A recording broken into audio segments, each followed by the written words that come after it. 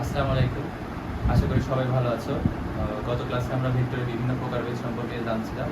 আজকে ভেক্টরের প্রকারভেদ সম্পর্কে আরও জানবো। আজকে সবগুলোই আমরা শেষ করব, পাশাপাশি সামনের পড়াগুলো করব। তো চলো আজকে শেখা যাক নতুন করে। তো প্রথমে আছে হলো সঠিক ভেক্টর। সঠিক ভেক্টর কি? যে ভেক্টরের নির্দিষ্ট মান আছে এবং নির্দিষ্ট দিক আছে সেটাই সঠিক ভেক্টর। এর কোনো মান বলতে যে একই মান হওয়া লাগবে এরকম কোনো ম্যান্ডেটরি নাই। তো তারপর হলো নাল ভেক্টর বা শূন্য ভেক্টর। শূন্য ভেক্টর শব্দ থেকে আমরা বলছি যে এই ভেক্টরের মান হবে শূন্য। তো শূন্য ভেক্টরের কিছু শর্ত আছে, যে কোনো ভেক্টরের সাথে তার বিপরীত ভেক্টর যোগ করলে শূন্য ভেক্টর পাওয়া যায়। অর্থাৎ কোনো ভেক্টর যদি মান থাকে সেই ভেক্টরকে আমরা শূন্য ভেক্টরে পরিণত করতে পারবো। তো এখানে দেওয়া আছে যে A vector equal to x metre per second হলে তার নাল ভেক্টর এন সমান সমান এ ভেক্টর যোগ নেগেটিভ এ ভেক্টর। অর্থাৎ এখানে নাল ভেক্টরকে প্রকাশ করার জন্য এন ব্যবহার করছি বলে যে এনই ব্যবহার করতে হবে এরকম কোনো শর্ত নেই, আমি সাধারণভাবে দিচ্ছি যাতে বোঝার সুবিধা হয়। তো কোনো ভেক্টরের সাথে তার বিপরীত ভেক্টর যোগ করলে নাল ভেক্টর পাওয়া যায়। তো নাল ভেক্টরের মান শূন্য, নির্দিষ্ট কোনো দিক নেই, এর পাদবিন্দু ও শীর্ষবিন্দু একই। অর্থাৎ আমরা যখন ভেক্টরকে প্রকাশ করি সাধারণত এরকমভাবে প্রকাশ করি। তো নাল ভেক্টরের ক্ষেত্রে এরকম ব্যবহার করা যাবে না।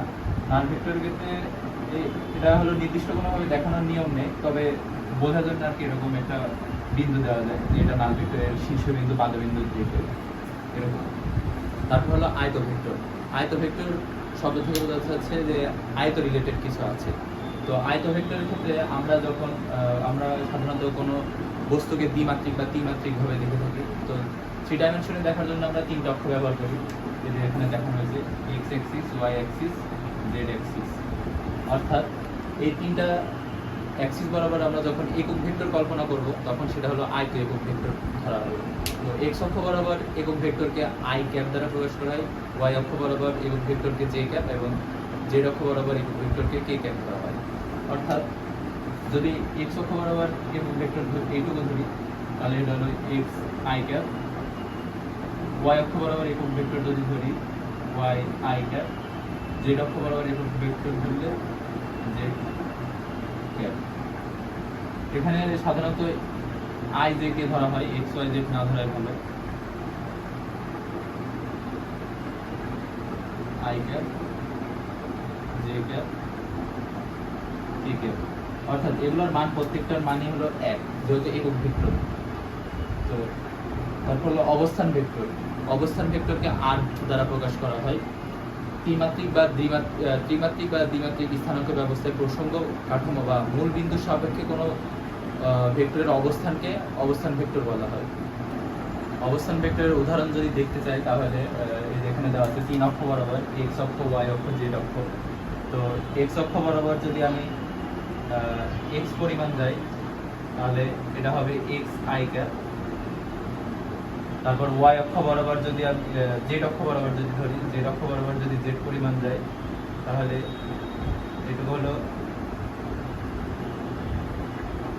যোগ জেড কে ক্যাপ। আর ওয়াই অক্ষ বরাবর যদি আমি ওয়াই পরিমাণ যাই তাহলে যোগ ওয়াই জে ক্যাপ। তো তখন জেড পরিমাণ যদি এখান থেকে এটা লম্বা একটা লাইন জানি সেটা হলো ওয়াই অক্ষ বরাবর অবস্থান ভেক্টর আর কি। তো তখন অবস্থান ভেক্টর প্রকাশ করা হয় কি মূল বিন্দু থেকে, যে এটা হলো মূল বিন্দু। তো মূল বিন্দু থেকে এই ভেক্টর, অর্থাৎ এখান থেকে সোজা একটা লাইন, এটা হলো আর ভেক্টর। অর্থাৎ আর ভেক্টর সমান সমান এক্স আই ক্যাপ যোগ ওয়াই জে ক্যাপ যোগ জেড কে ক্যাপ। এই জায়গায় বোঝানোর সুবিধার্থে আমি যেটা আগে লিখছি, তাই আনসার হলো এক্স আই ক্যাপ যোগ ওয়াই জে ক্যাপ যোগ জেড কে ক্যাপ। তো আর ভেক্টর সমান সমান অবস্থান ভেক্টর সমান সমান এক্স আই ক্যাপ যোগ ওয়াই জে ক্যাপ যোগ জেড কে ক্যাপ। এটা হলো অবস্থান ভেক্টর। এখন আমরা সমরেখ বা সমান্তরাল ভেক্টর দেখব। তো দুই বা ততোধিক ভেক্টর যখন একই রেখায় বা পরস্পরের সমান্তরালে ক্রিয়া করে তখন তাকে সমরেখ বলা হয়, সমরেখ ভেক্টর। যেখানে এখানে দেওয়া আছে দেখো এ ভেক্টর আর বি ভেক্টর। এ ভেক্টরের দিক কিন্তু একদিকে, বি ভেক্টরের দিক অন্যদিকে। দুটা ভেক্টরের দিক বিপরীত দিকে হলেও দুটাই দেখো একই রেখায় ক্রিয়া করছে। এখানে যদি একটা রেখা আমি কল্পনা করি তাহলে দুটো একই রেখায় ক্রিয়া করছে। আবার সি ভেক্টর এ ভেক্টরের সমান্তরালে ক্রিয়া করছে। তাই দুই পদার্থিক ভেক্টর যখন একই রেখে বা পরস্পরের সমান্তরালে ক্রিয়া করে তখন তাকে সমান্তরাল বা সমরেখ ভেক্টর বলা হয়। তারপর কি সমতলীয় ভেক্টর বা কোপ্লেন ভেক্টর। সমতল তল থেকে আমরা বুঝতেছি যে এটা একটা তলে ক্রিয়া করবে। তো এখানে আমি একটা তল আঁকাইছি এ আর বি ভেক্টর, এটা শুধু নির্দিষ্ট তলে ক্রিয়া করছে তাই এটা সমতলীয় ভেক্টর। এই তলটা শুধু যে এরকম হওয়া যাবে তা না, এটা ত্রিমাত্রিক ক্ষেত্রেও হতে পারে। তখন এরকম একটা যদি তল কল্পনা করি, তো এই তল বরাবর যে কোনো ভেক্টর যদি ক্রিয়া করে তখন সেটা সমতলীয় ভেক্টর হবে, যে কোনো একটা তল বরাবর ক্রিয়া করতে হবে শুধু। তারপর কি সমপ্রারম্ভিক ভেক্টর বা কো ইনিশিয়াল পয়েন্ট। অর্থাৎ কো ইনিশিয়াল পয়েন্ট আমরা ইনিশিয়াল শব্দ থেকে বুঝতে পারছি যে এটার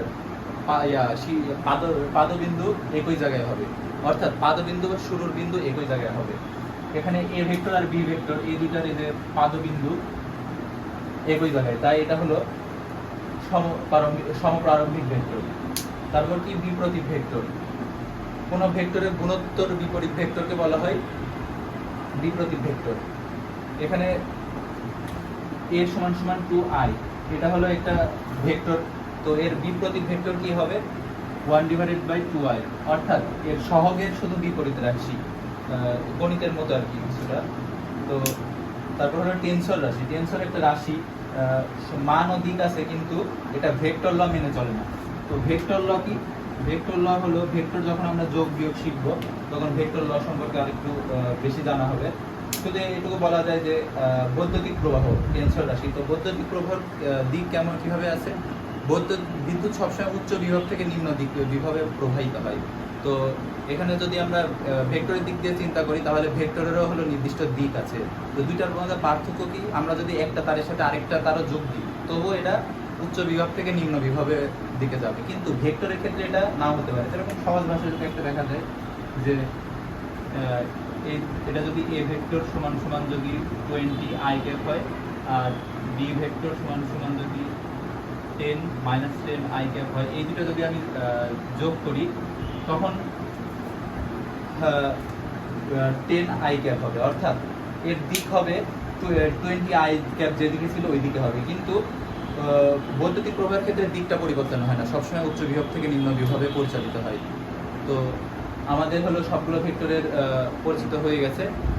পরবর্তীতে আমরা বিভিন্ন ভেক্টরের যোগফল বিয়োগফল এবং এর লব্ধি সম্পর্কে জানবো। তো আজকের মতো এটুকুই, আশা করি সবার ভালো লেগেছে। যদি ভালো লাগে তাহলে অবশ্যই সাবস্ক্রাইব এবং লাইক কমেন্ট শেয়ার করবা। ধন্যবাদ। আসসালামু আলাইকুম।